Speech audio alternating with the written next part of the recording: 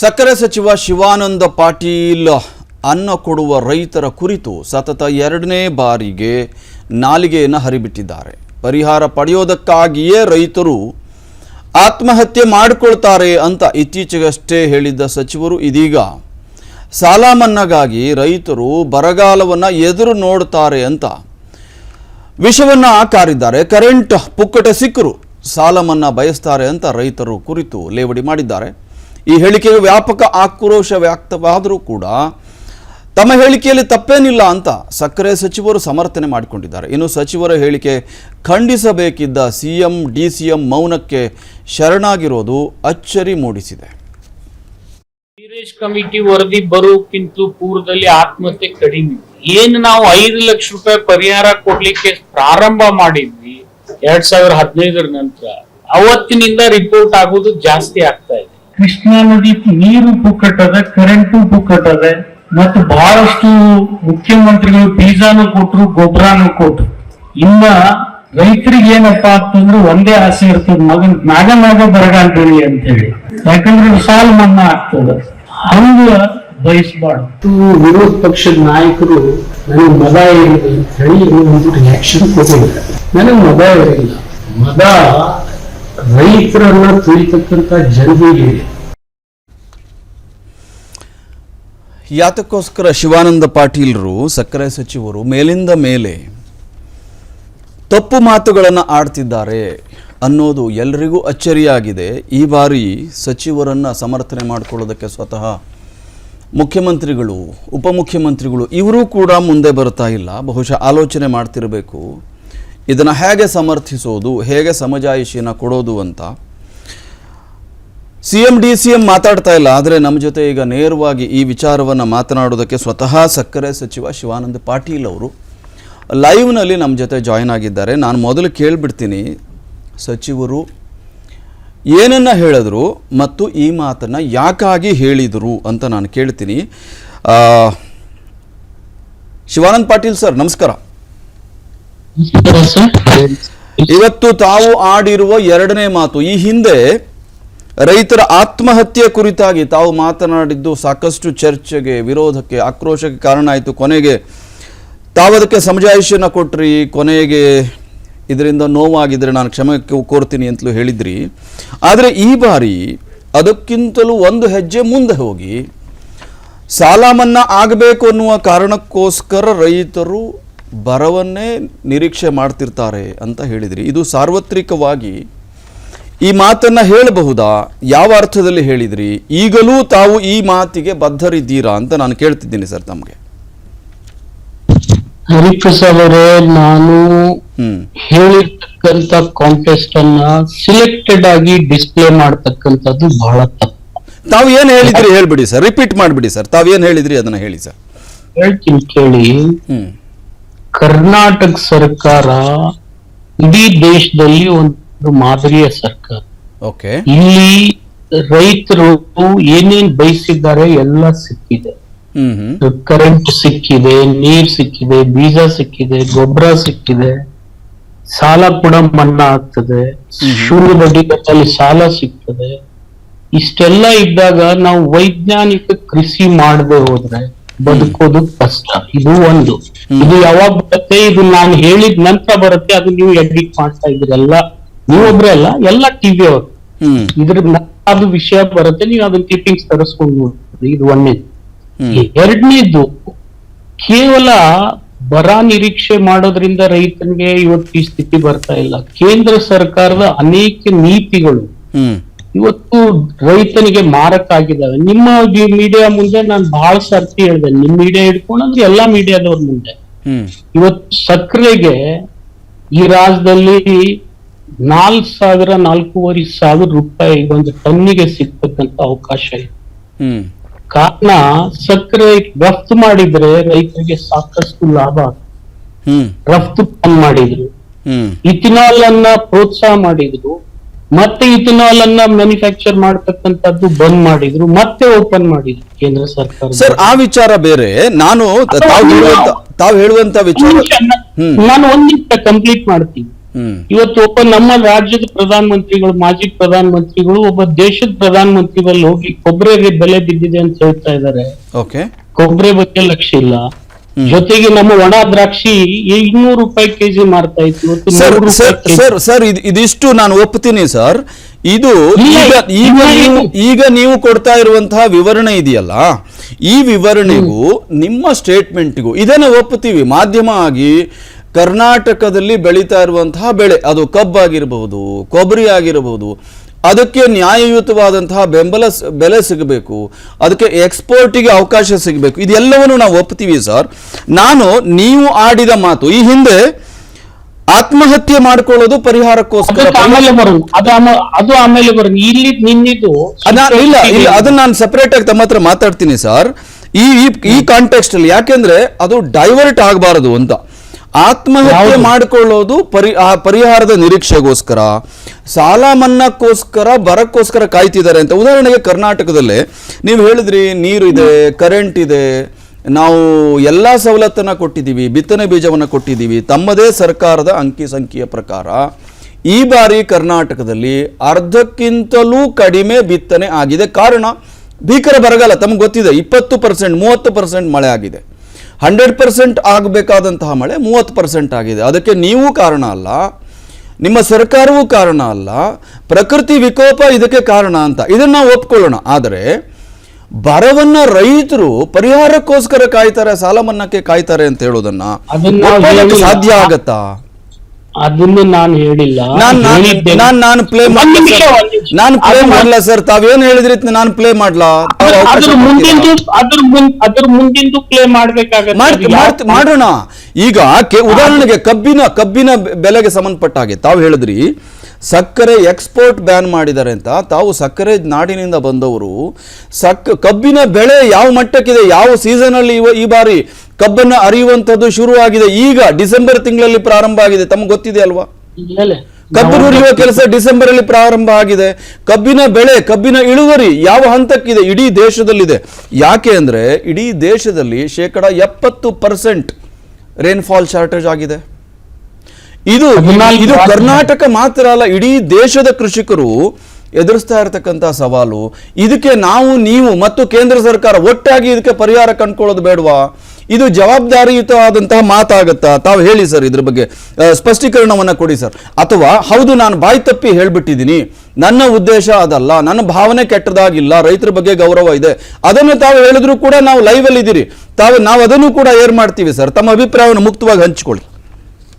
ಹರಿಪ್ರಸಾದ್ ಅವರೇ, ನಾವು ಹೋಗಿರ್ತಕ್ಕಂತ ಸುಟ್ಟಟ್ಟಿ ಗ್ರಾಮ ಕೃಷ್ಣಾ ನದಿ ದಂಡಿ ಮೇಲಿದೆ. ನೀರು ಮತ್ತು ಅಲ್ಲಿ ಕರೆಂಟ್ ಇರ್ತಕ್ಕಂತ ಸ್ಥಳ. ನಾವು ವೈಜ್ಞಾನಿಕ ಕೃಷಿ ಮಾಡ್ಬೇಕಂತಕ್ಕಂತ ಹಿನ್ನೆಲೆಯಲ್ಲಿ ರೈತರಿಗೆ ಈ ಮಾತನ್ನು ಹೇಳಿದ್ದು. ಮತ್ತೆ ಇನ್ನೂ ಒಂದ್ ಹೇಳ್ತೀನಿ ನಾನು, ನನ್ನ ಪಕ್ಕಕ್ಕೆ ಲಕ್ಷ್ಮಣ್ ಸವದಿ ಇದ್ದಾರೆ, ಇನ್ನೊಬ್ರು ಶಾಸಕರಿದ್ದಾರೆ, ಜೊತೆಗೆ ನಾಗನೂರ್ ಮಠದ ಸ್ವಾಮಿಗಳಿದ್ದಾರೆ. ಅದು ರೈತರದೇ ಒಂದ್ ಸಭೆ. ಮತ್ತ ಅಲ್ಲೇ ಇರ್ತಕ್ಕಂತ ರೈತರು ನನಗೆ ಅವಾಗೆ ಪ್ರತಿಭಟನೆ ಮಾಡ್ತಿದ್ರಲ್ವಾ? ನೀವು ಅಕಸ್ಮಾತ್ ನಾನು ಆ ರೀತಿ ಮಾತಾಡಿದ್ರೆ ಅಲ್ಲಿರ್ತಕ್ಕಂತ ರೈತರೇ ಪ್ರತಿಭಟನೆ ಮಾಡ್ಬೋದಿತ್ತು. ಅದು ನಿಮ್ಮ ಉಸ್ತುವಾರಿ ಜಿಲ್ಲೆ ಅಲ್ವಾ ಸರ್? ನಿಮ್ಮ ಕ್ಷೇತ್ರ ಅಲ್ವಾ? ಅಲ್ಲಿನ ಜನರು ಯಾವುದೇ ಶಾಸಕರ ಎದುರು, ಮಂತ್ರಿಗಳ ಎದುರು ಅಲ್ಲಿನ ಜನರು, ರೈತರು ಪ್ರತಿಭಟಿಸ್ತಾರೆ, ಅದನ್ನ ಪ್ರಶ್ನೆ ಮಾಡ್ತಾರೆ ಅಂತ ನಾವು ನಿರೀಕ್ಷೆ ಮಾಡೋಕ್ ಸಾಧ್ಯನಾ ಸರ್? ಇಲ್ಲೋಡ್ರಿ, ತಪ್ಪು ಮಾತಾಡಿದ್ರೆ ಯಾವ ರೈತರು ಬಿಡ್ಲಿಲ್ಲ. ಇವತ್ತು ಮಂಡ್ಯದಿಂದ ರೈತರು ನನ್ ಬೈತಾ ಇದಾರೆ. ನಾನ್ ನಿಮ್ಮ ಕ್ಷೇತ್ರದ ರೈತರು ಇಲ್ಲ ರೀ, ನಿಮ್ಮ ಕ್ಷೇತ್ರದ, ನಿಮ್ಮ ಜಿಲ್ಲೆಯ ರೈತರು ನಿಮ್ಗೆ ಬೈಯಕ್ ಆಗಲ್ಲ. ನಿಮ್ಗೆ ನೋಡಿ, ರೈತರಿಗೆ ಮುಕ್ತವಾದಂತ ಸ್ವಾತಂತ್ರ್ಯ ಇದೆ, ಯಾರು ಎಲ್ಲಿಂದನೂ ಬೈಬಹುದು. ಆದ್ರೆ ರೈತ ಸ್ವಾವಲಂಬಿಯಾಗಿ ಇವತ್ತೊಂದ್ ಬಾಟಾ ಚಟ್ನಿ ನಾವು ಹೊರಗ್ ತಂದ್ರೆ ಅದಕ್ಕೊಂದ್ ರೇಟ್ ಹಾಕ್ತೀವಿ. ಒಂದ್ ಯಾವ್ದೇ ಬಂಗಾರ ತಂದ್ರೆ ಒಂದ್ ರೇಟ್ ಹಾಕ್ತಿವಿ, ವಜ್ರ ತಂದ್ರೆ ಒಂದ್ ರೇಟ್ ಹಾಕ್ತಿವಿ. ಆದ್ರೆ ದುರ್ದೈಶ ರೈತನ್ಗೆ ಯೋಗ್ಯವಾದಂತ ಬೆಲೆ ಕೊಡ್ತಕ್ಕಂತ ಒಂದು ಕೆಲಸ ಈ ದೇಶದಲ್ಲಿ ಆಗ್ತಾ ಇಲ್ಲ. ಅಂದ್ರೆ ನಾವು ವೈಜ್ಞಾನಿಕವಾಗಿ ಯಥೇಚ್ಛವಾಗಿ ಕಬ್ಬೆ ಬೆಳಿಬಾರ್ದು, ದ್ರಾಕ್ಷಿನೇ ಬೆಳಿಬಾರ್ದು, ಬೇರೆ ಬೆಳೆ ಬೆಳೆದಾಗ ಮಾತ್ರ ಒಂದ್ ಬೆಳೆ ನಮಗ್ ಕೈ ಕೊಟ್ರೆ ಇನ್ನೊಂದ್ ಬೆಳೆ ಹಿಡಿತದ ಅಂತಕ್ಕಂತ ಕಾಂಟೆಸ್ಟ್ ನಲ್ಲಿ ನಾನು ಮಾತನಾಡಿರ್ತಕ್ಕಂಥದ್ದು. ವೈಜ್ಞಾನಿಕವಾಗಿ ಕೃಷಿ ಅಂತ ರೈತರಿಗೆ ಎಜುಕೇಟ್ ಮಾಡಿದಾಗ ಹರಿಪ್ರಸಾದ್ ಅವರೇ, ಯಾವುದೇ ಒಂದು ಕ್ಲಿಪ್ಪಿಂಗ್ ಅನ್ನ ಇಟ್ಕೊಂಡು ಈ ಮಾಧ್ಯಮದಲ್ಲಿ ಈಗ ಯೂಟ್ಯೂಬ್ ನಲ್ಲಿ ಯಾವ್ದೋ ಒಂದು ಹುಡುಗ ಹಾಕಿದಾನಂತೆ ಅದನ್ನೇ ಸ್ಫೂರ್ತಿ ಮಾಡಿ ಒಬ್ಬರನ್ನ ತೇಜೋವಧೆ ಮಾಡ್ತಕ್ಕಂತ ಕೆಲ್ಸಕ್ಕೆ ಈಗ ನಿಮ್ಗೊಂದ್ ಮಾತು ಹೇಳ್ತೀನಿ, ನಾನಲ್ಲ ಸರ್, ನೀವು ಬೇರೆ ಮಾಧ್ಯಮಗಳ ಜೊತೆ ನಮ್ಮನ್ನ ಸಮೀಕರಿಸಬೇಡಿ. ನಾನು ಈಗ ನಿಮ್ದಲ್ಲ, ನಿಮ್ಮ ಜೊತೆ ಅಲ್ಲ, ನಿಮ್ಮ ಮಾಧ್ಯಮದಲ್ಲಿ ಅಂತೂ ನಾನು ಏನು ಹೇಳ್ತಾ ಇಲ್ಲ. ನಾನು ಮಾತಾಡಿಸ್ತಕ್ಕಂತ ಕೆಲವು ಜನ ಏನಿದ್ದಾರೆ, ಈಗ ನೋಡಿ ಯಾರಿಗೋ ಒಬ್ರಿಗೆ ಒಂದ್ ಮೂಲೆಯಲ್ಲಿ ಇರ್ತಾರೆ, ನಮ್ಮಲ್ಲಿ ಏನ್ ನಡೆದಿದೆ ಅಲ್ಲಿ ಲಕ್ಷ್ಮಣ್ ಸವದಿ ಇದ್ದಾರೆ, ಅವ್ರಿಗೆ ಕೇಳ್ಬಿಡಿ. ಅವ್ರು ಹೇಳಿರ್ತಕ್ಕಂಥ ನನ್ಕಿಂತಲೂ ಒಂದ್ ಹೆಜ್ಜೆ ಮುಂದೆ ಹೋಗಿ ಅವ್ರು ಒಂದ್ ಮಾತಾಡಿದ್ರು. ಕೇಂದ್ರ ಸರ್ಕಾರ ಇಥಿನಾಲ್ ಬ್ಯಾನ್ ಮಾಡಿ ರೈತರಿಗೆ ಇವತ್ತು ಬಹಳ ದೊಡ್ಡ ಮೋಸ ಮಾಡ್ತಾ ಇದೆ ಅಂತ ಹೇಳಿದ್ರು. ಅದನ್ನ ಯಾಕೆ ಗಣನೆಗೆ ತೆಗೆದುಕೊಳ್ಳಿಲ್ಲ? ಆದ್ರೆ ಇಥನಾಲ್ ಬ್ಯಾನ್ ಮಾಡಿದ್ದು ಸರ್ ತಾವು ಅಲ್ಲ, ಬಹಳಷ್ಟು ವರ್ಷಗಳಿಂದ ಸಾರ್ವಜನಿಕ ಜೀವನದಲ್ಲಿದ್ದೀರಿ. ಈ ಎರಡು ಪದ ಆತ್ಮಹತ್ಯೆ ಪರಿಹಾರಕ್ಕೋಸ್ಕರ ಆತ್ಮಹತ್ಯೆ ಮಾಡ್ಕೊಳ್ತಾರೆ, ಸಾಲ ಮನ್ನಾಕ್ಕೋಸ್ಕರ ಬರವನ್ನ ಎದುರು ನೋಡ್ತಾರೆ ಅಂತ ಹೇಳುವುದಕ್ಕೂ ಈಗ ನೀವು ಮಾತಾಡಿದ್ರೆ ಕೇಂದ್ರ ಸರ್ಕಾರದ ವಿರುದ್ಧ, ನೀವು ನ್ಯಾಯವಾಗಿದ್ರೆ ನಾವು ಅದನ್ನ ಸಪೋರ್ಟ್ ಮಾಡ್ತೀವಲ್ಲ ನಿಮ್ಗೆ. ನೋಡಿ, ಈಗ ಕೇಂದ್ರ ಸರ್ಕಾರ ನಮ್ಮ ಹಿಂದಿನ ಮನಮೋಹನ್ ಸಿಂಗ್ ಇದ್ದಾಗ 72,000 ಕೋಟಿ ಕೊಟ್ಟರು. ನಿಮಗೂ ಗೊತ್ತಿದೆ. ಮಾನ್ಯ ಮುಖ್ಯಮಂತ್ರಿಗಳು ಪದೇ ಪದೇ ಅಸೆಂಬ್ಲಿನಲ್ಲೇ ಹೇಳಿದ್ರು, ಯಡಿಯೂರಪ್ಪ ಬೆಳಗಾಂ ಅಧಿವೇಶನದಲ್ಲಿ ರೈತರ ಸಾಲ ಮನ್ನಾ ಮಾಡಿ ಅಂತ ಹೇಳಿ. ಅವ್ರು ಹಿಂದೆ ಏನ್ ಮಾತನಾಡಿದ್ರು ಅದನ್ನು ಹೇಳಿದ್ರು ಅವರು. ಅವಾಗ ಈ ತರ ಕ್ರಿಟಿಸೈಸೇಷನ್ ಆಗ್ಲಿಲ್ಲ. ಸರ್ ನಾನು ಕೇಳೋದು ಸರ್, ನಾವು ಬೇರೆ ವಿಚಾರಗಳನ್ನ, ರೈತರ ವಿಚಾರಗಳನ್ನ ದಿನಗಟ್ಟಲೆ ಚರ್ಚೆ ಮಾಡೋಣ, ಎಕ್ಸ್ಕ್ಲೂಸಿವ್ ಆಗಿ ಚರ್ಚೆ ಮಾಡೋಣ. ಪರ್ಟಿಕ್ಯುಲರ್ ಆಗಿ ಈ ಸ್ಟೇಟ್ಮೆಂಟ್ ಬಗ್ಗೆ ತಮ್ಮ ನಿಲುವು ಈಗಲೂ ಅದಕ್ಕೆ ಬದ್ಧರಾಗಿದ್ದೀರಾ? ಅದ್ರ ಬಗ್ಗೆ ಏನಾದ್ರೂ ಕ್ಷಮೆ ಕೇಳಬೇಕು, ನನಗೆ ನೋವಾಗಿದೆ ಅನ್ನುವಂಥ ಮೂಡಲ್ಲಿ ನೀವಿದ್ದೀರಾ ಅಂತ ನಾನು ಕೇಳ್ತಾ ಇದ್ದೀನಿ ಸರ್. ನೋಡಿ, ನಾನು ಹೇಳಿರ್ತಕ್ಕಂಥ ವಿಷಯ ಬಹಳ ಸ್ಪಷ್ಟ ಇದೆ. ಬರಗಾಲದ ಬಗ್ಗೆ ಬಂದಾಗ ನಾವು ನಿರೀಕ್ಷೆ ಮಾಡಬಾರ್ದು, ವೈಜ್ಞಾನಿಕ ಕೃಷಿ ಮಾಡ್ಬೇಕನ್ನುವಂತ ಒಂದು ಪದ ಮುಂದೆ ಬರ್ತದೆ. ನೀವೇನ್ ಇಲ್ಲಿ ನಿಲ್ಲಿಸ್ತಿರಲ್ಲ, ಬರ ನಿರೀಕ್ಷೆ ಮಾಡಬಾರ್ದು. ನಾವು ಯಾವಾಗ್ಲೂ ಬರ ನಮಗ್ ಬಿಟ್ಟಿದ್ದಲ್ಲ. ಉತ್ತರ ಕರ್ನಾಟಕಕ್ಕೆ 3 ಇಂದ 4 ವರ್ಷಕ್ಕೊಂದ್ಸರ್ತಿ ನಮ್ಮಲ್ಲಿ ಬರ ಬಂದೇ ಬರ್ತದೆ. ನಾವು ಕೃಷ್ಣಾ ನದಿ ಮೇಲಿಂದ ಹರಿದು ಬರೋದ್ರಿಂದ ನಾವು ಬದುಕ್ತಾ ಇದ್ದೀವಿ ಆಲ್ಮಟ್ಟಿಯಲ್ಲಿ. ನಾವು ಬರದ ಬಗ್ಗೆ ಬಹಳ ಚಿಂತೆ ಮಾಡಬಾರ್ದು. ವೈಜ್ಞಾನಿಕವಾಗಿ ಕೃಷಿ ಮಾಡಿ ಬದುಕ್ತಕ್ಕಂತ ಕಲೆ ನಾವು ನಿರೂಪಣೆ ಮಾಡ್ಕೊಳ್ಬೇಕು ನಮ್ಮಲ್ಲಿ ಅಂತಕ್ಕಂಥ ಮಾತು. ಇನ್ನೊಂದು ಮಾತು ತಾವು ಇನ್ನೊಂದು ನೀವು ಹೇಳಿದ್ರಲ್ಲ ರೈತ ಆತ್ಮಹತ್ಯೆ ವಿಷಯದಲ್ಲಿ, ಅದನ್ನು ಕ್ಲಾರಿಫೈ ಮಾಡ್ತೀನಿ ತಮ್ಗೆ. ಹಾಗಾಗಿ ಇಡೀ ರಾಜ್ಯದಲ್ಲಿ ರೈತರ ಆತ್ಮಹತ್ಯೆ ಕೇಸ್ಗಳು ರಿಪೋರ್ಟ್ ಆಗೋದು ಬಹಳ ಕಡಿಮೆ. ಅಷ್ಟವಾಗಿ ಧಾರವಾಡ ಜಿಲ್ಲೆ ಏನಿದೆ, ಅಲ್ಲೇ ಗದಗು ಮತ್ತು ಧಾರವಾಡದಲ್ಲಿ ನೀವು ತರಿಸಿ ನೋಡಿ ಅಂಕಿ ಸಂಖ್ಯೆ. ಹಾವೇರಿಗೆ ಕಂಪೇರ್ ಮಾಡಿದ್ರೆ ಹಾವೇರಿಯಲ್ಲಿ ಜಾಸ್ತಿ ಆಗ್ತಾ ಇದೆ, ತಪ್ಪಾಗ್ತಾ ಇದೆ. ಇದು ಧಾರವಾಡದಲ್ಲಿ ಅದೇ ರೈತರಿದ್ದಾರೆ, ಗದಗ ಜಿಲ್ಲೆಯಲ್ಲಿ ಅದು ಅವಿಭಾಜ್ಯ ಧಾರವಾಡ ಜಿಲ್ಲೆ. ಆ ರೀತಿ ನಮ್ಮಲ್ಲಿ ನಮ್ ಜಿಲ್ಲೆ ಕೆಟ್ಟ ಹೆಸರು ಬರ್ತದೆ. ದಯಮಾಡಿ ಅದನ್ನ ಪರಿಶೀಲನೆ ಮಾಡಿ ಅಂತ ಹೇಳಿ ನಾನು ಹೇಳಿದ್ ನಿಜ. ಆದ್ರೆ ನೀವೊಂದು ಅಂಕಿ ಸಂಖ್ಯೆ ಹರಿಪ್ರಸಾದ್ ಅವ್ರು ತಾವು ಚೆನ್ನಾಗಿ ಬಲ್ಲವರಿದ್ದೀರಿ. ನೀವು ವೀರೇಶ್ ಕಮಿಟಿ ಬರೋಕ್ಕಿಂತ ಪೂರ್ವದಲ್ಲಿ ಧಾರವಾಡ ಜಿಲ್ಲೆಯಲ್ಲಿ ಎಷ್ಟು ರಿಪೋರ್ಟ್ ಆಗ್ತಿತ್ತು, ವೀರೇಶ್ ಕಮಿಟಿ ಬಂದು 2015 ನಂತರ ಎಷ್ಟು ರಿಪೋರ್ಟ್ ಆಗಿದೆ ಅದನ್ನ ಸ್ವಲ್ಪ ತರಿಸಿ ನೋಡಿ. ಅದರಲ್ಲಿ 100 FSL ನಲ್ಲಿ ಫೇಲ್ ಆಗ್ತವೆ, 100ಕ್ಕೆ 50% ಕೇಸು, 60%. ಅವ್ರು ರಿಪೋರ್ಟ್ ಮಾಡೋದ್ರಿಂದ ಆ ಜಿಲ್ಲೆ ಜನರ ಆತ್ಮಸ್ಥೈರ್ಯ ಕುಸಿತದೆ. ಬೇಡ ಅಂತ ನಾನು ಹೇಳೋದು ಸರ್. ನೋಡಿ, ನಾವು ಅಂಕಿ ಸಂಖ್ಯೆಗಳನ್ನು, ಆತ್ಮಸ್ಥೈರ್ಯ ಕುಸಿಯೋದು ಬೇರೆ ವಿಚಾರ. ನೀವು ಮಹಾರಾಷ್ಟ್ರದಲ್ಲಿ ಎಷ್ಟು ಆತ್ಮಹತ್ಯೆ ಆಗತ್ತೆ ವರ್ಷಕ್ಕೆ ರೈತರಲ್ಲಿ, ಅದರಲ್ಲೂ 2010ರಿಂದ 2020ರವರೆಗೆ ಈ 10 ವರ್ಷಗಳ ಅವಧಿಯಲ್ಲಿ ಏನಾಗಿದೆ ಇದನ್ನು ತಾವು ಚೆನ್ನಾಗಿ ಗೊತ್ತಿದೆ. ಉದಾಹರಣೆಗೆ 2013ರಿಂದ 2018ರವರೆಗೆ ಆ ಸಂದರ್ಭದಲ್ಲಿ 4,000 ಮಂದಿ ರೈತರು ಆತ್ಮಹತ್ಯೆಯನ್ನು ಮಾಡ್ಕೊಂಡಿದ್ದಾರೆ. ಇದು ಸರ್ಕಾರಿ ದಾಖಲೆನೇ ಹೇಳಿರೋದು. ಮತ್ತು ಇತ್ತೀಚೆಗೆ ಕಳೆದ 6 ತಿಂಗಳಲ್ಲಿ 456 ರೈತರು ಆತ್ಮಹತ್ಯೆ ಮಾಡ್ಕೊಂಡಿದ್ದಾರೆ. ನಾವೇನು ಲೆಕ್ಕ ಹಾಕಿಲ್ಲ, ನಾವು ಮಾಧ್ಯಮದವರು ಲೆಕ್ಕ ಹಾಕಿದ್ರೆ ಅದಕ್ಕೆ ಬೆಲೆಯೂ ಇಲ್ಲ, ಸರ್ಕಾರದ ಅಂಕಿ ಸಂಖ್ಯೆಗಳೇ ಹೇಳ್ತಾ ಇರೋದು. ಹಾಗಾದ್ರೆ ಈ 456 ರೈತರಲ್ಲಿ ನಿಮ್ಮ ಪ್ರಕಾರ ನಿಜವಾಗಲೂ ಸಾಲವನ್ನ ಮಾಡಿ ಸಾಲದ ಶೂಲಕ್ಕೆ ಸಿಲುಕಿ ಆತ್ಮಹತ್ಯೆ ಮಾಡ್ಕೊಂಡವ್ರು ಎಷ್ಟು? ಅಥವಾ ಪರಿಹಾರಕ್ಕೋಸ್ಕರ ಆತ್ಮಹತ್ಯೆ ಮಾಡ್ಕೊಂಡವ್ರು ಎಷ್ಟು? ಇದರಲ್ಲಿ ನನ್ನ ಅಂದಾಜು ನೀವು ಒಂದು ಹೇಳ್ತೀವಿ, ರೈತರು ನಿಜವಾಗ್ಲೂ ಆತ್ಮಹತ್ಯೆ ಮಾಡ್ಕೊಂಡವ್ರಿಗೆ ಇನ್ನೂ ಹೆಚ್ಚಿಗೆ ಪರಿಹಾರ ಕೊಡೋಣ ಅಂತ ನಾನು ಆ ಮಾತು ಹೇಳಿದ್ದೀನಿ. ಓಕೆ, ನನ್ನ ಪಕ್ಕದಲ್ಲಿ ಇರ್ತಕ್ಕಂಥ 2 ಶಾಸಕ ಹಾವೇರಿ ಜಿಲ್ಲೆಯವರು ನನಗೊಂದು ಮಾತು ಹೇಳಿದ್ರು. ಒಬ್ಬರು ತಂದೆ ಮಗ ಇರ್ತಾರೆ ಅದೇ ಜಿಲ್ಲೆ ಹಾವೇರಿನಲ್ಲಿ. ಒಂದು ತಂದೆ ಮಗ ಇದ್ದಾಗ ಹ್ಮ್ ತಂದೆ ಮತ್ತು ಮಗನ ಹೆಸರು ಪಾಣಿಯಲ್ಲಿ ಇರುತ್ತೆ. ಹ್ಮ್ ಮಗ ಒಂದು ಬೇರೆ ಚಟಕ್ಕೆ ಆಸೆಗಾಗಿ ಆ ದಿವಸ ಆತ್ಮಹತ್ಯೆ ಮಾಡ್ಕೊಂಡಿದ್ದಾನೆ, ಬೇರೆ ಚಟಕ್ಕಾಗಿ. ಹ್ಮ್ ಅವನ ಹೆಸರು ಕೂಡ ರೈತರ ಆತ್ಮಹತ್ಯೆಯಲ್ಲಿ ದಾಖಲೆ ಮಾಡ್ರಿ ಅಂತ ಹೇಳಿ ಒತ್ತಾಯ ಮಾಡಿದ್ರು ಅಂತ ಹೇಳಿ. ಎಕ್ಸೆಪ್ಷನಲ್ ಇರಬಹುದು ಸರ್, ಎಲ್ಲಾ ವ್ಯವಸ್ಥೆಯಲ್ಲೂ ಎಕ್ಸೆಪ್ಷನಲ್ ಕೇಸ್ ಇರುತ್ತೆ. ಎಕ್ಸೆಪ್ಷನಲ್ ಕೇಸ್ ಅನ್ನ ನೀವು ಸಾರ್ವತ್ರೀಕರಣಗೊಳಿಸಬಹುದಾ? ಅದನ್ನ ಇಟ್ಕೊಂಡು ಭಾಷಣ ಮಾಡಬಹುದಾ? ನಾನು ಹೇಳ್ತಾ ಇರೋದು ನೀವು ಸಚಿವರಲ್ಲದೆ ಹೋದರೆ, ಜನಪ್ರತಿನಿಧಿ ಅಲ್ಲದೆ ಹೋದರೆ ಮತ್ತು ಸಾರ್ವಜನಿಕ ಫೋರಂ ಅಲ್ಲದೆ ಹೋದರೆ ನೀವು ಅಧಿಕಾರಿಗಳಿಗೆ ಸೂಚನೆ ಕೊಡಬಹುದಲ್ಲ. ಇದರಲ್ಲಿ ನೈಜ ಎಷ್ಟು, ಈ ರೀತಿ ಕಾರಣಗಳಿಗೋಸ್ಕರ ಆತ್ಮಹತ್ಯೆ ಮಾಡಿಕೊಂಡಿದ್ದೆಷ್ಟು, ನಿಜವಾದಂತಹ ಬರ ಬಂದಿರುವಂತಹ ಏರಿಯಾ ಯಾವುದು, ಇದನ್ನು ಸಾರ್ವತ್ರಿಕವಾಗಿ ಹೇಳಿದ್ರೆ ಹೀಗೆ ಮಾತಾಡೋದ್ರಿಂದ ರೈತರ ಆತ್ಮಸ್ಥೈರ್ಯ ಕುಸಿಯೋದಿಲ್ವಾ? ರೈತರ ಆತ್ಮಗೌರವ ಏನಾಗಬೇಕು? ಇದರ ಬಗ್ಗೆ ನಾನು ಕೇಳ್ತಾ ಇರೋದು. ಮಾಡಿರುವಂತಹ ಪದ ಬಳಕೆ ಆಗುತ್ತೆ, ಆಯಿತು, ನಾನು ಮಾತಿನ ಓಗದಲ್ಲಿ ಹೇಳ್ಬಿಟ್ನಪ್ಪ, ನನ್ನ ಮಾತಿನ ಹಿಂದೆ ಯಾವುದೇ ದುರುದ್ದೇಶ ಇಲ್ಲ, ರೈತರ ಘನತೆಯನ್ನು ಕುಂದಿಸುವ ಉದ್ದೇಶ ಇಲ್ಲ ಅಂತ ನೀವು ಹೇಳ್ಬೋದಲ್ಲ ಸರ್ ಆ ಮಾತನ್ನ? ಈಗಲೂ ನಿಮ್ಮ ಮುಖಾಂತರ ಹೇಳ್ತಾ ಇದ್ದೀನಿ, ರೈತರ ಆತ್ಮಸ್ಥೈರ್ಯ ಬೇಕು, ವೈಜ್ಞಾನಿಕವಾಗಿ ಅದನ್ನ ಮಾಡ್ರಿ ಅಂತಕ್ಕಂತ ಸಲಹೆ ಕೊಟ್ಟಿದ್ದೀನಿ.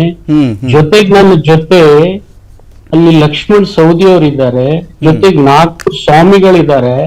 ಅವ್ರನ್ನ ಸ್ವಲ್ಪ ಮಾಧ್ಯಮದವರು ಅವ್ರನ್ನ ಕೇಳಿ ಅವ್ರು ಆ ರೀತಿ ಮಾತಾಡಿದ ನಿಜಾನ, ಯಾವ ಕಾಂಟೆಕ್ಸ್ಟ್ ನಲ್ಲಿ ಮಾತಾಡಿದಾರೆ ಅನ್ನುವಂಥದ್ದು ಪ್ರಜಾಪ್ರಭುತ್ವ ವ್ಯವಸ್ಥೆಯಲ್ಲಿ ಎಲ್ಲರಿಗೂ ಟೀಕೆ ಮಾಡೋ ಹಕ್ಕಿದೆ. ನಾನು ಅವ್ರಿಗೆ ಟೀಕೆ ಮಾಡಿಸ್ಕೋತೀನಿ ವಿನ ಅವ್ರಿಗೆ ಟೀಕೆ ಮಾಡಕ್ ಹೋಗೋದಿಲ್ಲ. ಇದನ್ನು ನನ್ನ ಸ್ವಭಾವ, ನಾನು ನಿಮ್ಗೆ ಹೇಳ್ತಾ ಇರೋದು ಪ್ರಸಾದ್. ಅಲ್ಲಿ ರೈತರಿಗೆ ನಾನು ಇಷ್ಟೇ ಸಲಹೆ ಕೊಟ್ಟಿದ್ದು, ಬರಗಾಲ ನಮಗ್ ಬ್ಯಾಡಂದ್ರೂ ಬರ್ತದೆ 3 ವರ್ಷ 4 ವರ್ಷಕ್ಕೊಂದ್ಸತಿ ನಮ್ಮಲ್ಲಿ ಉತ್ತರ ಕರ್ನಾಟಕ. ವಿಶೇಷವಾಗಿ ಅವಾಗ ನೀರಿದ್ದವ್ರಿಗೂ ರೈತರ ಸಾಲ ಮನ್ನಾ ಆಗ್ತದೆ, ನೀರ್ ಇಲ್ದೇ ಇರೋನ್ಗೂ ಒಣ ಬೇಸಾಯ ಮಾಡೋರ್ಗೂ ಸಾಲ ಮನ್ನಾ ಆಗೇ ಆಗ್ತದೆ. ಆದ್ರೆ ನಾವು ವೈಜ್ಞಾನಿಕ ಕೃಷಿ ಮಾಡಿ ನೀರಿದ್ದವರು ಬೇರೆ ಬೇರೆ ಬೆಳೆ ಬೆಳೆದು ಒಂದ್ ಬೆಳೆ ನಮ್ಗೆ ಕೈ ಕೊಟ್ರೆ ಇನ್ನೊಂದ್ ಬೆಳೆಯಲ್ಲಿ ಬದುಕ್ತಕ್ಕಂತ ಒಂದ್ ಹಿನ್ನೆಲೆಯನ್ನ ನಾವು ಹುಡ್ಕೊಳ್ಬೇಕು ಅಂತಕ್ಕಂತ ಆತ್ಮಸ್ಥೈರ್ಯ ಮಾತನ್ನ ಈ ರೀತಿ ತಿರುಚಿ ಮಾತನಾಡಿದ್ರೆ ಅದು ನಾನೇ ಇವತ್ತು ಕ್ಷಮೆ ಕೇಳಬೇಕಾಗ್ತದೆ. ಈ ರೀತಿ ಮಾತನಾಡ್ತಕ್ಕಂಥದ್ದು ತಪ್ಪು ಅಂತ ಹೇಳಿ. ಆದ್ರೆ ನಾನು ಮಾತಾಡಿದ್ದು ಕಾಂಟೆಸ್ಟೇ ಬೇರೆ, ಇವರು ಅದನ್ನು ಪಿಕ್ ಮಾಡಿದ್ದೇ ಬೇರೆ.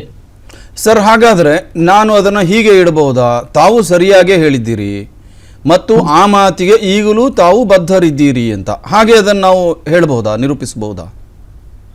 ಹಾಗಲ್ಲ, ನೀವು ಮುಂದಿಂದು ಕೂಡ ನಾನ್ ಮಾತನಾಡಿದ್ಮೇಲೆ ಇನ್ನೂ 10 ಮಿನಿಟ್ ಇದ್ದು ನನ್ ಭಾಷಣ ಇದೆ.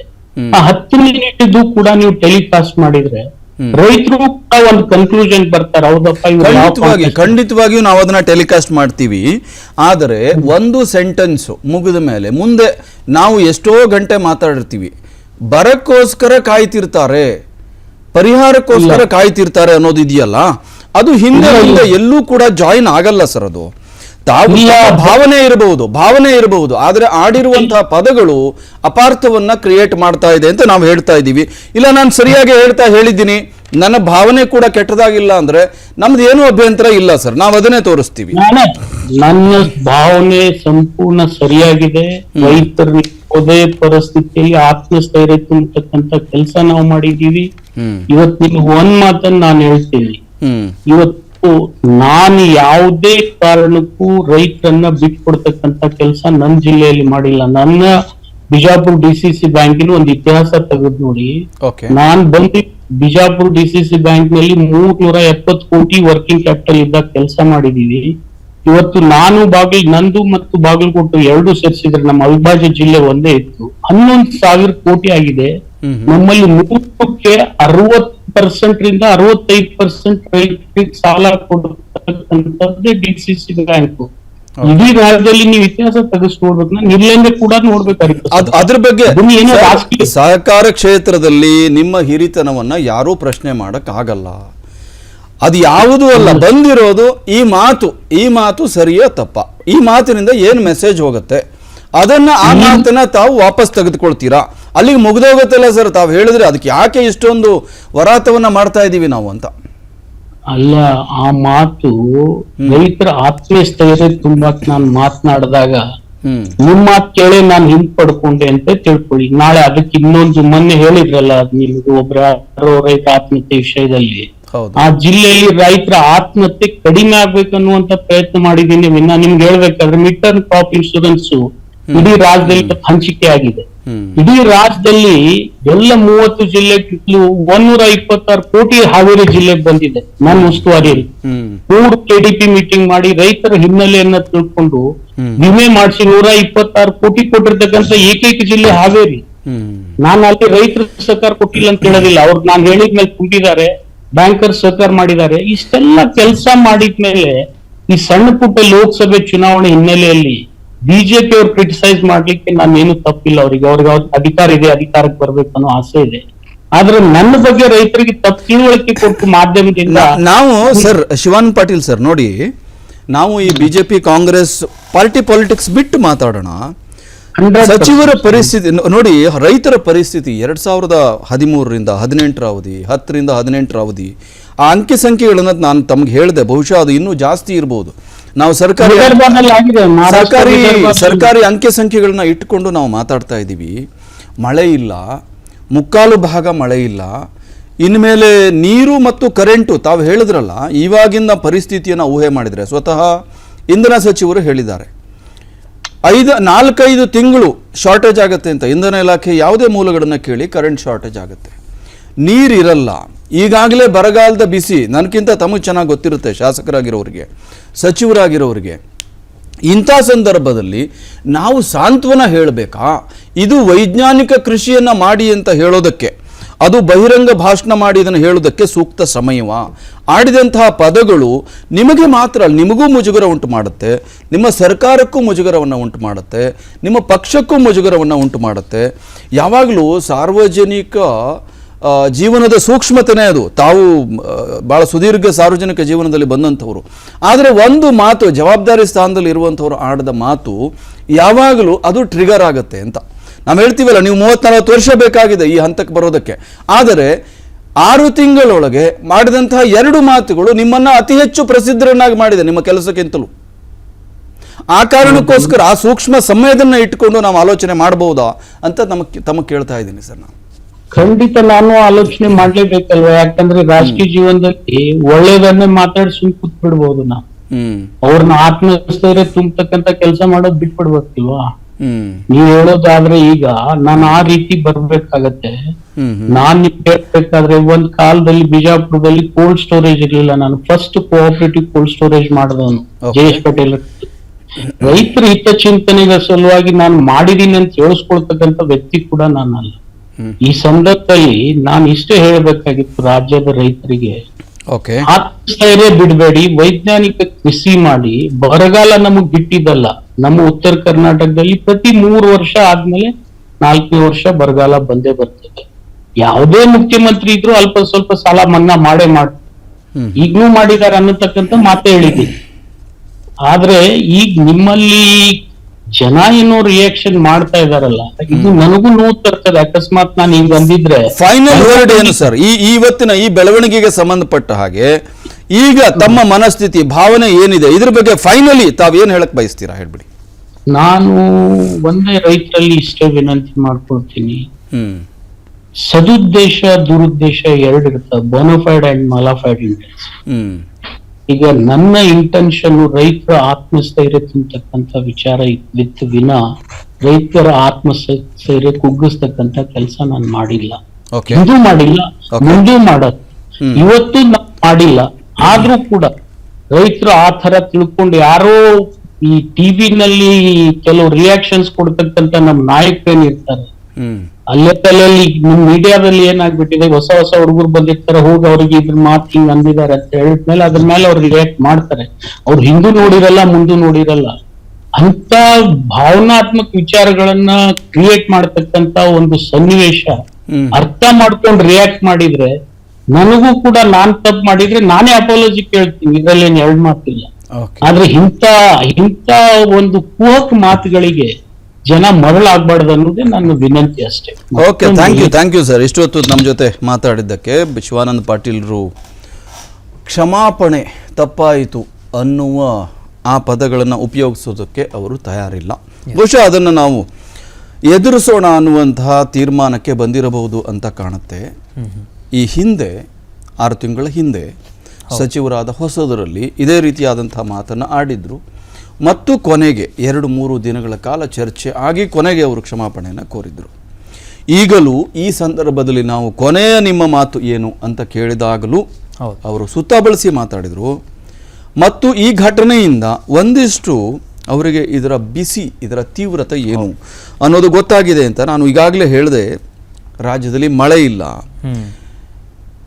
ಇಡೀ ರಾಜ್ಯ ಪ್ರತಿ ಜಿಲ್ಲೆಯೂ ಬರಗಾಲದಿಂದ ತತ್ತರಿಸಿ ಹೋಗ್ತಾ ಇದೆ. ಸ್ವಾಭಿಮಾನದಿಂದ ಬದುಕಬೇಕಾದಂತಹ ರೈತರು ಇವತ್ತು ಕಂಗಾಲಾಗಿದ್ದಾರೆ. ಮನೆ, ಒಡವೆ, ಹಸು ಮಾರಿ ಬದುಕುವಂತಹ, ದಿನದೂಡುವಂತಹ ಸ್ಥಿತಿಯಲ್ಲಿ ಇದ್ದಾರೆ.